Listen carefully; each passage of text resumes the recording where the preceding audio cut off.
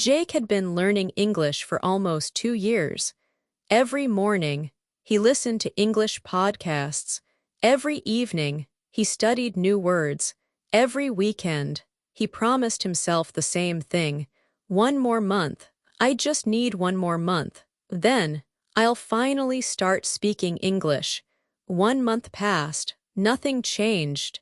Another month passed. Still nothing. Jake kept learning. But he never started speaking. He always found another reason to wait. My pronunciation isn't good enough. I still make too many mistakes. I need more vocabulary. So, not today. One afternoon, a new coworker from the US joined the office. Everyone introduced themselves. Then someone said, "Jake, why don't you say hello?" Jake smiled. He knew exactly what he wanted to say. But once again, he said nothing. On his way home, he asked himself the same question. How much longer do I have to wait? What if next month feels exactly like this month? Then, another thought appeared. What if I'm not waiting for better English? What if I'm waiting to feel confident? But what if confidence never comes first? The next morning, Jake opened his English app again. A new lesson, a few new words, another grammar rule. He finished everything, but when the lesson ended, he still didn't speak. He told himself, maybe next week, I'll be more ready. The same thing happened again the next week, and the week after that. Jake wasn't giving up. He was working hard every day, but every time he felt close, the finish line moved farther away. There are still so many words I don't know. My grammar isn't good enough. My pronunciation still sounds strange. So, I should wait a little longer. Without knowing it, Jake wasn't waiting for the perfect English. He was waiting for the perfect day. The day when speaking would finally feel easy. But that day never came. The more he prepared, the more he believed he still needed to prepare. His English was getting better, but his confidence stayed in the same place. A few days later, Jake walked into the office. He made coffee, then he heard a friendly voice. "Good morning." It was the new coworker. Jake smiled. "Good morning." And then the coworker asked, "How was your weekend?" Jake froze. He knew those words. He had heard that question many times.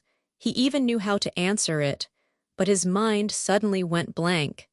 Too many answers filled his head. Should I say, "It was good," or "It was pretty good"? Maybe I should say something more interesting. A few seconds felt like a long time. Finally, Jake smiled again. "It was good." The coworker smiled. "Nice, I'm glad to hear that."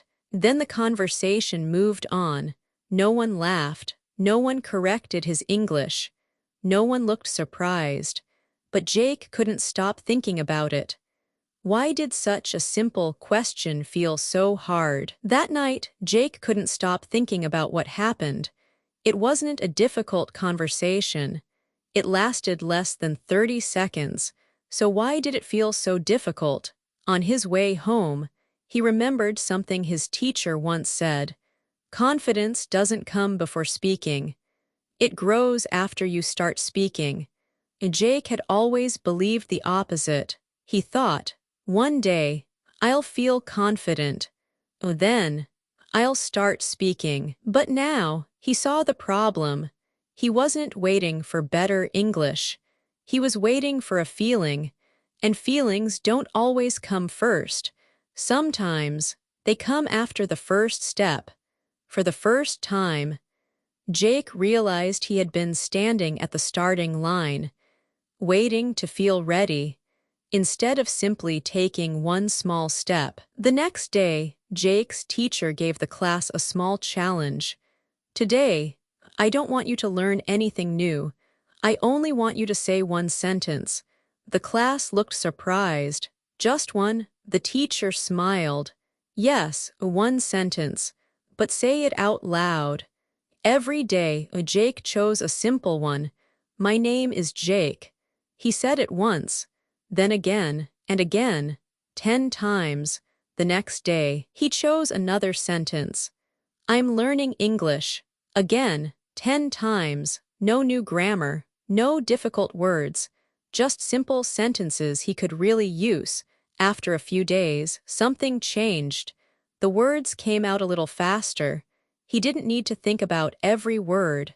For the first time, speaking felt a little more natural. It wasn't because his English had changed. It was because his mouth had finally started catching up with his mind. A week later, Jake noticed something strange.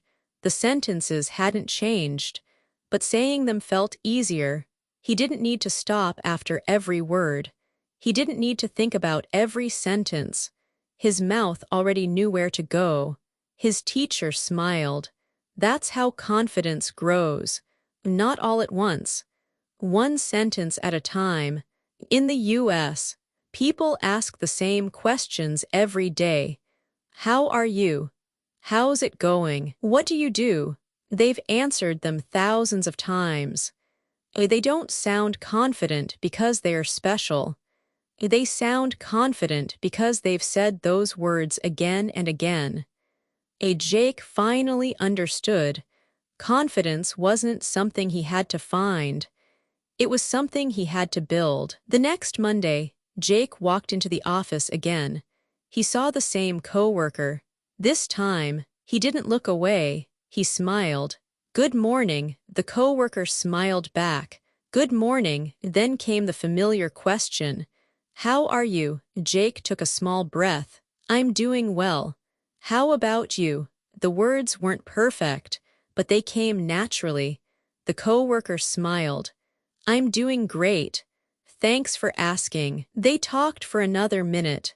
About work, about coffee, about the weather, nothing special, just a normal conversation. As Jake walked away, he smiled to himself. He finally understood. Nothing had changed overnight. His English wasn't perfect, but today, he didn't wait to feel confident. He spoke, and somehow, he felt a little more confident because he spoke. On his way home, Jake smiled. His English wasn't perfect. It probably wouldn't be perfect tomorrow, but something was different. He was no longer waiting for confidence. He was building it, one conversation, one sentence, one small step at a time. Then he realized something. You don't speak English because you're confident. You become confident because you speak. The first sentence is always the hardest. The second one is a little easier. One day, you'll stop counting them, and that's when you'll realize you didn't find confidence. You built it.